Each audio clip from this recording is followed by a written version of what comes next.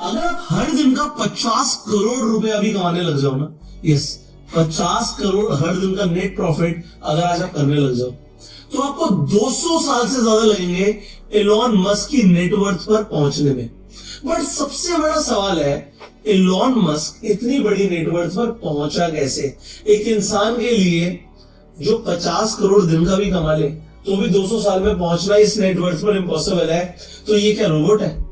इसने पैसे छापने की कौन सी मशीन लगा ली कि इसने इतनी जल्दी इतना बड़ा पैसा बना लिया? देखो, आज अगर आप गूगल पर जाकर एलोन मस्क की नेटवर्थ लिखोगे, 2025 के अंदर मैं ये वीडियो बना रहा हूं, उसका आप 26-27 में भी देखें, तो आज इसकी जो नेटवर्थ है 47640, तो आप 47640 को मल्टीप्लाई कर दीजिए 90 से, इतने करोड़ की इसकी नेटवर्थ है। ठीक है, तो यहां पर आप देख सकते हो करोड़ यूएसडी में था, तो मैंने इसे बस आईएनआर में कन्वर्ट कर दिया। ये नंबर आ रहा है 42 लाख करोड़ से ज्यादा पैसा।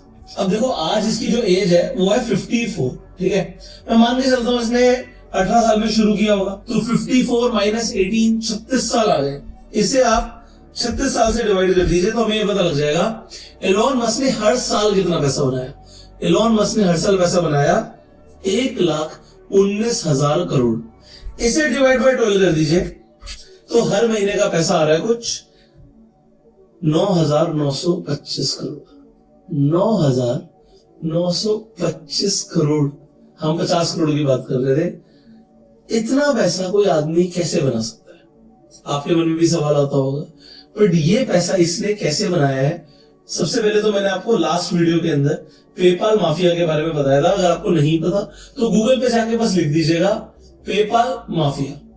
सो जैसे आप लिखेंगे आपको एक पूरे ग्रुप के बारे में पता लगेगा। जितने भी पेपाल के अर्ली को फाउंडर्स थे या फिर जो अर्ली फाउंडिंग टीम थी, उन सब ने बड़ी बड़ी कंपनी जैसे लिंक्डइन, यूट्यूब, स्पेसएक्स, टेस्ला, इन सबको खड़ा कर दिया।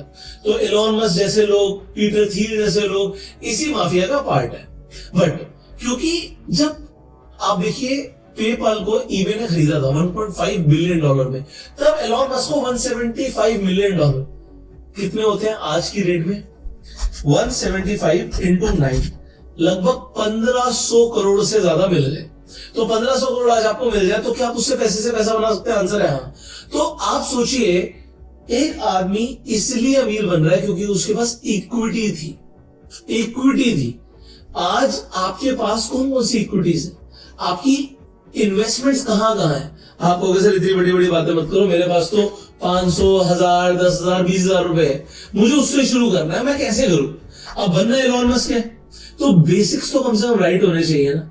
अब बेसिक्स को अगर राइट करना है तो आज सबसे पहले मैं बिगिनर्स के लिए वीडियो बना रहा हूं कि आपको समझ आए कि इन्वेस्टिंग कैसे करते हैं, इन्वेस्टिंग करने में क्या रिस्क होता है और उससे आप लाइफ में क्या क्रिएट कर सकते हो। तो आज मैं सबसे पहले आपको 10 ऐसे एसेट्स के बारे में बताऊंगा या इन्वेस्टमेंट ऑप्शंस के बारे में बताऊंगा। तो यहां पर मैं एसेट्स लिख रहा हूं और यहां पर मैं सबसे पहले रिस्क लिख रहा हूं। तो मैं आपको रिस्क के अकॉर्डिंग बताऊंगा कि आप पैसा कहां कहां लगा सकते हो जहां से आपका पैसा बढ़ेगा। बट एट द एंड आपको ये समझना है, ये लोग इतने भी इसलिए बनते हैं क्योंकि इनकी कंपनीज को वैल्यूएशन इतनी तगड़ी मिलती है। सो जो मार्केट है, सॉरी एलोन मस्क तो हमने लिख दिया था। अगर मैं आपको इसकी कंपनी के बारे में बताऊं, टेस्ला शेयर प्राइस पे जाते हैं। सो आज टेस्ला का शेयर प्राइस है $426 का। अब अगर आप यहां पर देखेंगे तो पी रेशियो है 285 का। अब ये बहुत ज्यादा होता है, पर प्राइस टू अर्निंग रेशियो होता है। इसकी कंपनी कुछ पैसा कमा रही है और उसके मल्टीपल्स में जो मार्केट है इसे वैल्यूएशन दे रही है। तो आज आपकी वैल्यूएशन क्या है? बहुत सारे सवाल है, बट मैंने लास्ट वीडियो में ये बताया था कि आपको इक्विटी खरीदनी पड़ेगी, इक्विटी ओन करनी पड़ेगी। उसके तरीके हैं और आप जॉब करके भी इक्विटी ओन कर सकते हो। अगर आपने वो वीडियो नहीं देखी तो आई बटन पे देख लीजिएगा क्लिक करके, या फिर इस वीडियो को पूरा देख लीजिए।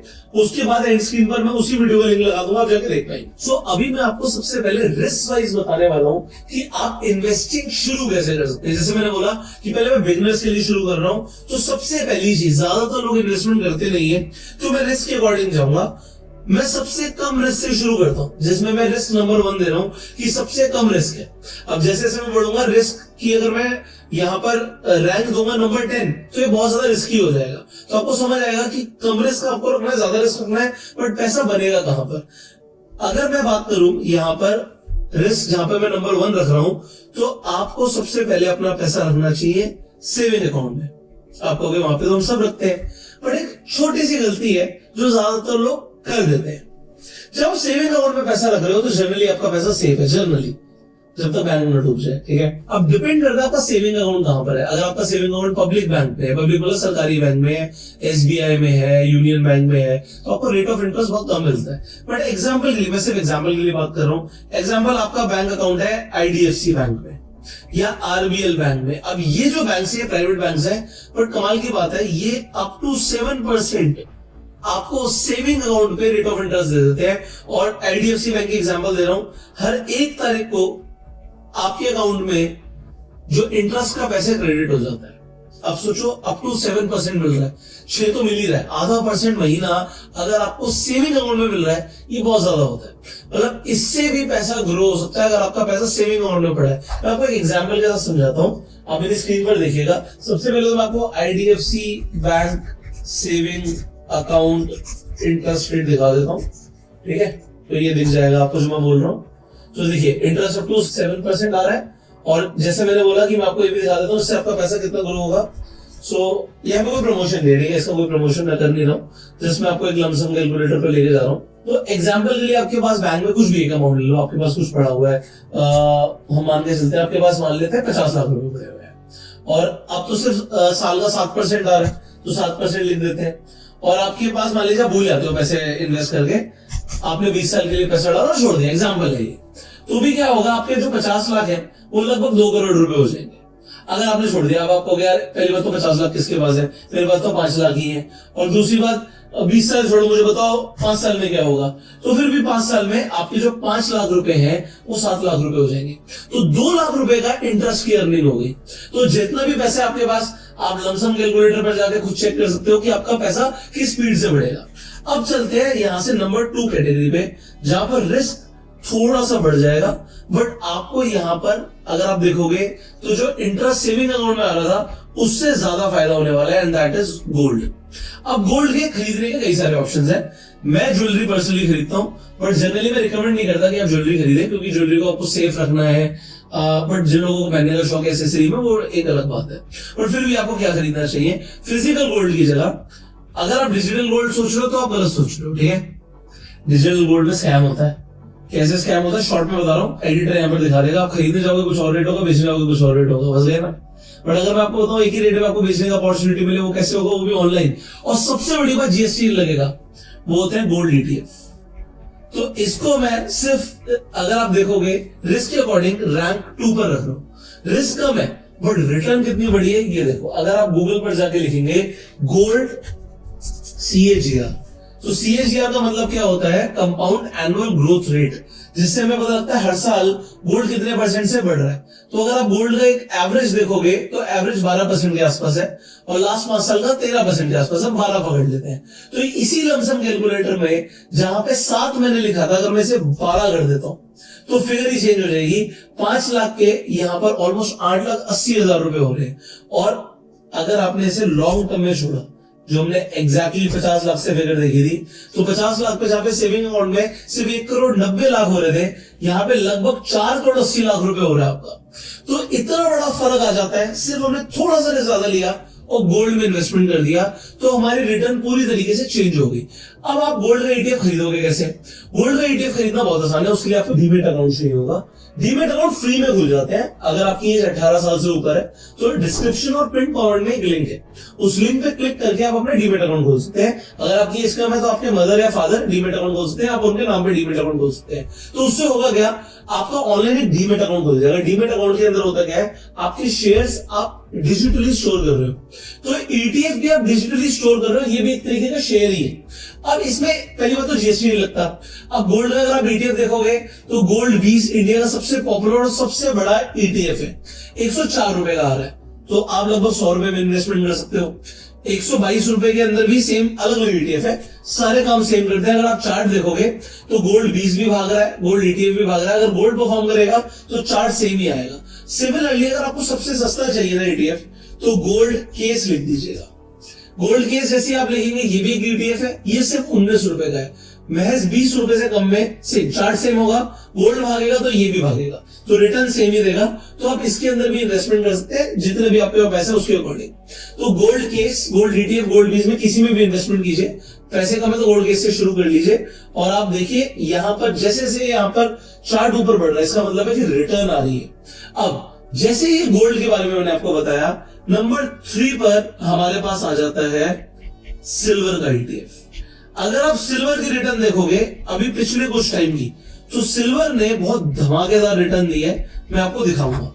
यहां पर सिल्वर 20 देखिए, ये सिल्वर 20 का चार्ट है और ये देखिए क्या सिल्वर ने भी ताबड़तोड़ रिटर्न दी है। एनालिस्ट ऐसा बोल रहे हैं कि सिल्वर आने वाले टाइम में गोल्ड को भी आउट परफॉर्म कर सकता है। तो अगर आप देखेंगे 155 रुपए का आपको सिल्वर 20 मिल रहा है, तो आप जाके इन्वेस्टमेंट कर सकते हो। और दो सिल्वर के अगर आप ETF देखना चाहोगे तो बहुत सारे ETF है। एग्जाम्पल सिल्वर केस पर जाते हैं तो ये महज 16.5 रुपए का है, 16.5 रुपए का है। तो जैसे सिल्वर भाग रहा है ये भी भाग रहा है। अगर आप गूगल पर सिल्वर का CAGR सर्च करते हैं तो आपको दिखेगा सिल्वर की भी लॉन्ग टर्म रिटर्न 10 से 11% की है। कमाल की बात क्या है, पिछले 1 साल की रिटर्न अगर आप INR में देखेंगे तो 54 से 65% की है, 3 साल की 34 to 36% की है और पिछले 5 सालों की 19% की। इसका मतलब क्या है, रिलेटिवली अभी पिछले कुछ सालों से सिल्वर तेज भाग रहा है। इसीलिए एनालिस्ट कह रहे हैं कि ये गोल्ड को भी आउट परफॉर्म कर सकता है। अब अगर 19% की भी रिटर्न यहां पर लगा दी जाए तो क्या जादू होगा, यहां पर देखना। ये 4.8 करोड़ था, लगभग 5 करोड़ पकड़ लीजिए। जैसे ही मैं इसे यहां पर बदलता हूं, ठीक है, और इसे 19 लिखता हूं, तो यहां पर सीधा गेम ही बदल जाएगा। आपका लगभग 4.8 करोड़, 5 करोड़ था ना, 16 करोड़ हो गया। कहां 5 करोड़, कहां 16 करोड़। इतना बड़ा फर्क आ सकता है अगर हमें एक सही एसेट क्लास मिल जाए तो। बट क्योंकि सिल्वर के अंदर मूवमेंट वॉलेटाइल होते हैं, इसीलिए मैं इसे थोड़ा रिस्की कैटेगरी में डाल रहा हूं। तो मैंने यहां पर रिस्क के अकॉर्डिंग इसे नंबर 3 दिया है। अब रैंक 4 पर रिस्क के अकॉर्डिंग मैं रखूंगा रिट्स को। अब रिट्स का मतलब होता है real estate investment trust. India के अंदर आपको 3 रिट्स दिखेंगे और ये भी आपको कहां दिखेंगे, आपके डीमेट अकाउंट में दिखेंगे। आपको REIT अगर आप लिख दोगे तो यहाँ पे REIT लिखते ही MSC, माइंडस्पेस, ये नाम आ जाएंगे आपको। और तीसरा है ब्रुकफील्ड, BIRET के नाम से आपको मिल जाएगा। ये रहा ब्रुकफील्ड हमारा। सो अगर आप यहाँ पर देखोगे MSC, माइंडस्पेस और ब्रिट, हमने तीनों ले लिए, तीनों देखोगे तो 500 रुपए से कम में। अब कमाल की बात है, अगर आप गूगल पर जाके इनकी ईयरली रिटर्न्स देखोगे तो जो एवरेज आपको दिखेगी वो दिखेगी यहाँ पर MSC की, माइंडस्पेस की, IPO से अभी तक की 10% के आसपास की ईयर ऑन ईयर आपको रिटर्न दिख रही है। अब 10% तो ये हो गया, बट एक कमाल की चीज है, जो रिट्स होते हैं ये आपको पैसिव इनकम भी देते हैं। तो आपको यहां पर क्या मिलता है, आपको यहां पर डिविडेंड मिलते हैं। डिविडेंड कितने होते हैं ये भी मैं आपको बता देता हूं। तो मान लीजिए 10% तो ग्रोथ ही आ गई, प्लस आपको 6% के आसपास, 5 से 6% पकड़ के चलिएगा, तो ये आपको मिल जाते हैं डिविडेंड्स। ये आपके अकाउंट में पैसा आ जाता है।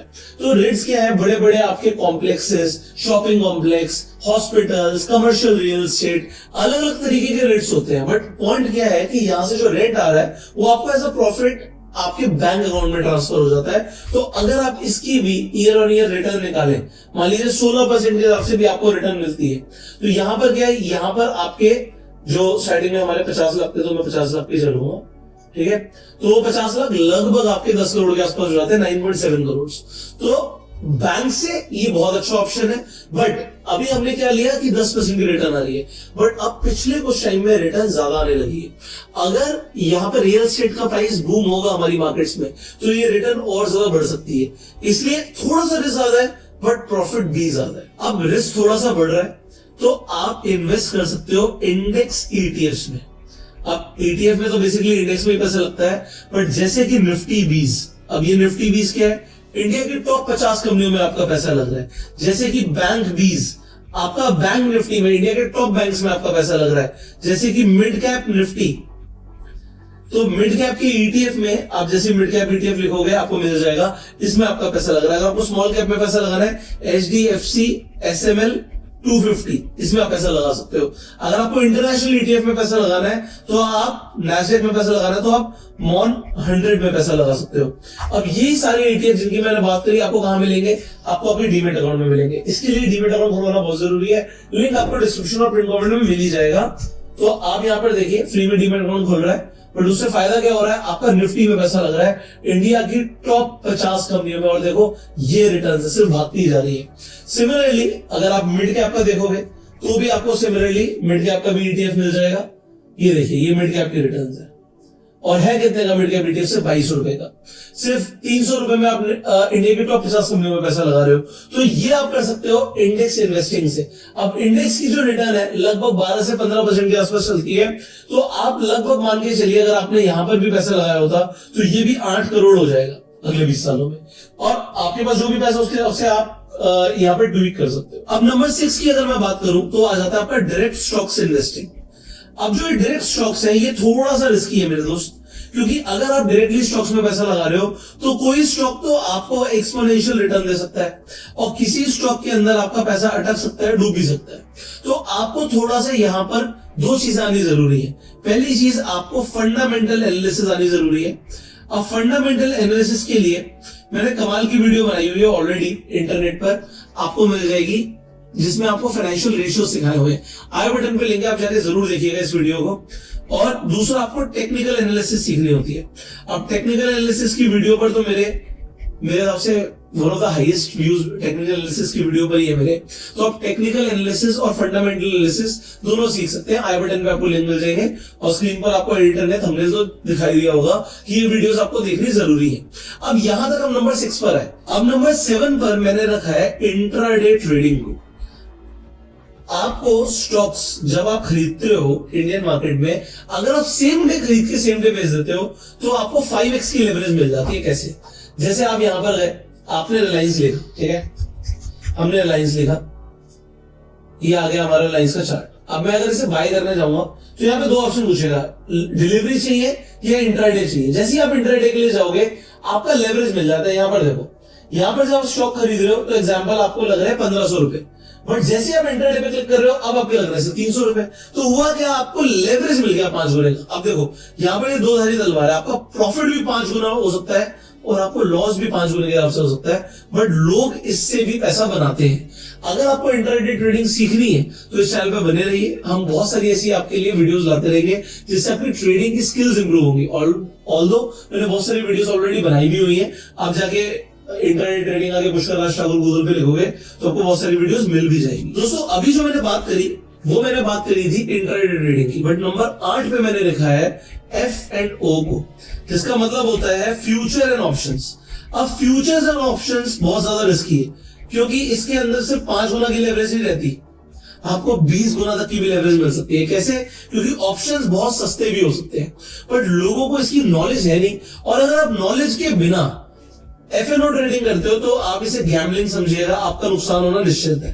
बट अगर आपको F&O ट्रेडिंग अगर आपने डिटेल में समझी और एज अ बिजनेस ऐसे समझा तो आप यहां से पैसा भी बना सकते हो।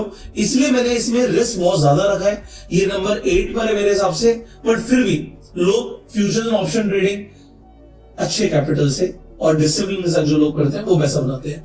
इसके अंदर मैं ऑप्शंस के अंदर ऑप्शन सेलिंग को काफी रिकमेंड करूंगा, ना कि ऑप्शन बाइंग को। ऑप्शन सेलिंग में पैसा ज्यादा लगता है पर आपकी प्रोबेबिलिटी ऑफ विनिंग ज्यादा है। अगेन इसके ऊपर मैंने वीडियोस बनाई हुई हैं, पर आपको अब सर्च करके देखनी पड़ेगी क्योंकि बहुत सारी वीडियोस बनाई हुई है। नंबर 9 पे मैं रखूंगा क्रिप्टो इन्वेस्टमेंट को। अब क्रिप्टो इन्वेस्टिंग मेरे हिसाब से काफी ज्यादा रिस्की है, क्योंकि कोई कॉइन तो आपका एक दिन में 10% 20% बढ़ सकता है। कभी कभी ऐसा भी होता है जब पंप आता है तो 100% की रिटर्न आपको किसी मीम कॉइन में दिख जाएगी। बट इसमें होता क्या है, कॉइन ऊपर जाता है और नीचे भी उतनी स्पीड से आता है, जैसे हम बोलते हैं पंप एंड डंप। और pump and dump crypto market में बहुत कॉमन है। तो अब शॉर्ट टर्म में यस, अगर आपने कोई बूम पकड़ा तो आपने पैसा बना लिया, बट अगर आपने टॉप पे इन्वेस्ट कर दिया तो आप अपना पूरा कैपिटल भी खो सकते हो। इसलिए मेरे हिसाब से बहुत रिस्की है। एंड फाइनली नंबर 10 पर जो मैंने सबसे ज्यादा रिस्क पर रखा हुआ है, मेरे हिसाब से सबसे ज्यादा रिस्की है अगर आप ट्रेडिंग करते हैं वो भी क्रिप्टो या फिर फॉरेक्स में। अब ये रिस्की क्यों है? सबसे बड़ी बात ये इसलिए रिस्की है क्योंकि आपको लेवरेज मिल जाता है। मैं आपको समझाता हूं कैसे। अब देखिए मैंने क्रिप्टो के अंदर ट्रेडिंग इतना रिस्की क्यों बोला। एग्जांपल आप यहाँ पर बिटकॉइन पे क्लिक करते हैं, आपको यहाँ पे सारे कॉइन्स देखेंगे, यहाँ पर 200 गुना की लेवरेज, 100 गुना की लेवरेज मिल रही है। अब आपको मैं एक बात बताता हूँ, अगर आपको 100 गुना की लेवरेज मिल रही है, 100 छोड़ो, अगर 20 गुना की लेवरेज मिल रही है ना, सिर्फ 5% का मूव आपके अगेंस्ट में आएगा और आप लिक्विडेट बचेंगे। लिक्विडेट मतलब पैसा गायब। हाँ, पैसा डबल भी हो सकता है 5% के मूव में, बट क्या आपके फेवर में ही मूव जाएगा या मार्केट चौपी होगी, वी डू नॉट नो। और ये लोग बहुत ज्यादा यूज करते हैं, इसलिए पैसा गवाते हैं। सी, ऐसा नहीं है कि इसमें ट्रेड करके पैसा कमाया नहीं जा सकता। अब मैं आपको समझा रहा था तो देखो मेरी खुद की पोजीशंस खुली हुई हैं आपके सामने, बट ये जो पोजीशंस हैं यहाँ पे मैंने ऑप्शन सेल कर रहा है। मैंने अभी आपको इससे पहले इंडियन मार्केट में भी ऑप्शन सेलिंग ही बताई थी। यहाँ पर कुछ $9,000 का पोजीशन ओपन है, मतलब अभी मैंने छोड़ रखा है इसे, ये चलेगा अभी, बट इसके अंदर पैसा काफी ज्यादा आ सकता है, रिस्की भी ज्यादा होता है, बट पैसा बन भी सकता है। अब अगर आप ऑप्शन सेलिंग करते हो, ज्यादातर लोग क्रिप्टो मार्केट में ऑप्शन सेलिंग जानते भी नहीं है, बट अगर आप ऑप्शन सेलिंग करते हो आप पैसा बना सकते हो। अब मैं यहाँ पर एक चीज आपको समझाने की कोशिश करूंगा, अगर आपको समझ आती है तो। इंपॉर्टेंट क्या है, लेवरेज आपको अपने औकात के अकॉर्डिंग लेना है। बुरा लगेगा सुन के, बट जितना रिस्क आप अफोर्ड कर सकते हो बस उतना ही। ऐसा नहीं करना कि एक ही दिन में आपको करोड़पति बनने के बारे में सोचना है, ये पहली चीज है।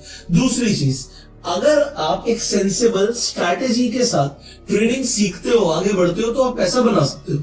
और कोई भी स्ट्रैटेजी है, अगर आप कोई स्ट्रैटेजी फॉलो कर रहे हो तो उस स्ट्रैटेजी का थोड़ा बैक टेस्ट करो। अगर आपकी स्ट्रैटेजी प्रॉफिटेबल है तो आप उसे एल्गो के साथ रन करो। अभी देखो मैंने खोला, ट्रेड चल रहे थे, तो एल्गो मेरे बिहाफ पे अपने आप ट्रेड लेता रहता है। अब एल्गो के थ्रू आप कैसे ट्रेड कर सकते हो, ऑप्शंस में कैसे ट्रेड कर सकते हो, फ्यूचर्स में कैसे ट्रेड कर सकते हो, आपकी कोई खुद की भी प्रॉफिटेबल स्ट्रैटेजी हो सकती है। देखो इसे आप सीख सकते हो। मैं आपको बता रहा हूं, हर महीने हमारे वेबिनार्स होते हैं, 5 दिन की वर्कशॉप होती है। 5 दिन की वर्कशॉप होती है, रात में 8 से 10। अगर आप रात को 8 से 10 का टाइम निकाल सकते हैं इंडिया के हिसाब से, अगर आप बाहर से भी सुन रहे हैं तो मैं IST की बात कर रहा हूं, तो अगर आप 5 दिन का टाइम निकाल सकते हैं तो आप क्रिप्टो में ऑटोमेशन सीख सकते हो। ऑटोमेशन का मतलब है कि आप रात में सो भी रहोगे, कोई बड़ा मूव आएगा तो आपकी स्ट्रैटेजी कैप्चर कर सकती है। अगर आपको ऑटोमेशन सीखने में इंटरेस्ट है, मैं देखो क्रिप्टो सिखाने में या ट्रेडिंग सिखाने में इंटरेस्टेड नहीं हूं, अगर आपको ऑटोमेशन सीखने में इंटरेस्ट है तो there is a platform called मिररपिप। इनके जो फाउंडर है ये हर महीने वर्कशॉप लेते हैं 5 दिन की। अगर आप इस वीडियो को 5 साल बाद भी देख रहे होगे तब भी उस महीने कोई ना कोई हमारा वर्कशॉप हो रहा होगा। तो आपको एक लिंक मिलेगा रेजर पे का डिस्क्रिप्शन और पिन कमेंट में, उस पर आके आप क्लिक कर सकते हो। इसके चार्जेस क्या है, 100 रुपीज पर डे, मतलब 500 रुपए के चार्जेस है 5 दिन के। अगर आप ऑटोमेशन सीखने में इंटरेस्टेड है सिर्फ तभी एनरोल कीजिएगा। अगर आप इंटरेस्टेड नहीं है, आप कुछ और सीखना चाहते हो, तो आप बिल्कुल भी एनरोल मत कीजिएगा। मतलब हमें सिर्फ वो स्टूडेंट्स चाहिए जो ऑटोमेशन सीखना चाहते हो और स्पेसिफिकली इंटरेस्टेड है कि मेरी स्ट्रैटेजी ऑटोमेट हो जाए। और अगर आपको कुछ प्रॉफिटेबल स्ट्रैटेजीज चाहिए, जैसे यहां पर जो मेरी स्ट्रैटेजी चल रही है ऑप्शन सेलिंग की, इस तरीके की कुछ स्ट्रैटेजी आप सीखना चाहते हो जो पोजिशनल भी हो, जिससे पैसा बने, तो आप इस वर्कशॉप को ज्वाइन कर सकते हो। बट हम ऑटोमेशन सिखाएंगे, मैं आपको पहले बता रहा हूं। अगर आपको कोई भी डाउट है प्लीज ज्वाइन मत करना। अगर आपको 5 दिन टाइम निकालने में आप इंटरेस्टेड है, क्योंकि जो फीस है सिर्फ इसलिए है कि जो लोग सीरियस है सिर्फ वही ज्वाइन करें, अदरवाइज हमें पैसे में भी इंटरेस्ट नहीं है। सिर्फ इंटरेस्टेड स्टूडेंट्स चाहिए जो ऑटोमेशन को सीखना चाहते हैं। अब आपको मैंने बता दिया, लिंक डिस्क्रिप्शन में कमेंट में। अगर आपको वर्कशॉप ज्वाइन करनी है, हर महीने होती है। अब बाद में भी वीडियो देख रहे हैं तो देख लीजिएगा नेक्स्ट बैच कब है, और वर्कशॉप की डिटेल आप जब रेजर पे के लिंक पे क्लिक करेंगे तो आपको मिल जाएगी। सो इस वीडियो के अंदर हमने 10 अलग अलग इन्वेस्टमेंट अपॉर्चुनिटीज के बारे में जाना अकॉर्डिंग टू द रिस्क। सबसे ज्यादा रिस्की है क्रिप्टो में ट्रेडिंग, फॉरेक्स में ट्रेडिंग। अब फॉरेक्स इंडिया में लीगली, इसलिए मैं इसके ऊपर बात नहीं कर रहा हूं, बट ये रिस्की बहुत है। 9th नंबर पे मैंने रखा क्रिप्टो इन्वेस्टिंग को, मैंने बताया पंप एंड डंप होता है। 8वें नंबर पे मैंने रखा एफएनओ ट्रेडिंग को इंडियन मार्केट में फ्यूचर्स और ऑप्शंस के अंदर, बट इसके ऊपर मैंने कई सारी वीडियोस बनाई हैं, आप जाके सीख सकते हैं। 7वें नंबर पे मैंने रखा इंट्राडे ट्रेडिंग को, 5 गुने का लेवरेज मिलता है। 6ठे नंबर पे मैंने रखा डायरेक्ट स्टॉक इन्वेस्टिंग को। यस, कई स्टॉक्स भाग सकते हैं, आपको मल्टीबैगर रिटर्न दे सकते हैं, जैसे अडानी के कई सारे स्टॉक्स ने दिया, बट कई सारे स्टॉक्स यस बैंक भी बन सकते हैं। आपको स्क्रीन पर चार्ट एडिटर ने लगाकर दिखाया होगा कि कैसे स्टॉक्स में फायदा और नुकसान दोनों हो सकता है। 5वें नंबर पर हमने रखा इंडेक्स ईटीएफ्स को। मैंने कई सारे एग्जांपल दिए, 5 एग्जांपल दिए थे आपको, Nifty 20, bank 20, mid cap, small cap और नैस्डैक मतलब 100। 4th नंबर पे हमने रेट्स की बात करी थी, रियल एस्टेट इन्वेस्टमेंट ट्रस्ट। 3रे नंबर पे हमने सिल्वर ईटीएफ की बात करी थी। 2रे नंबर पे हमने गोल्ड ईटीएफ की बात करी थी, और नंबर 1 पर हमने बात करी थी सेविंग अकाउंट की। सेविंग अकाउंट से भी पैसा हम कर सकते हैं। अब आपके अकॉर्डिंग सबसे अच्छा इन्वेस्टमेंट ऑप्शन कौन सा है जिसके ऊपर आप फोकस करने वाले हैं, कमेंट में जरूर बताइएगा। इस वीडियो को शेयर जरूर करना, क्योंकि मैक्सिमम लोगों को अभी पता ही नहीं है कि उन्हें कहां पर इन्वेस्टमेंट करना चाहिए और कहां पर कितना रिस्क है। सो आपके शेयर करने से लोगों तक अवेयरनेस पहुंचेगी। सब्सक्राइब कर लीजिए, बेल आइकन पर क्लिक करिए, क्योंकि हम आपसे मिलेंगे अगली वीडियो में। तब तक के लिए you go self made and जय हिंद।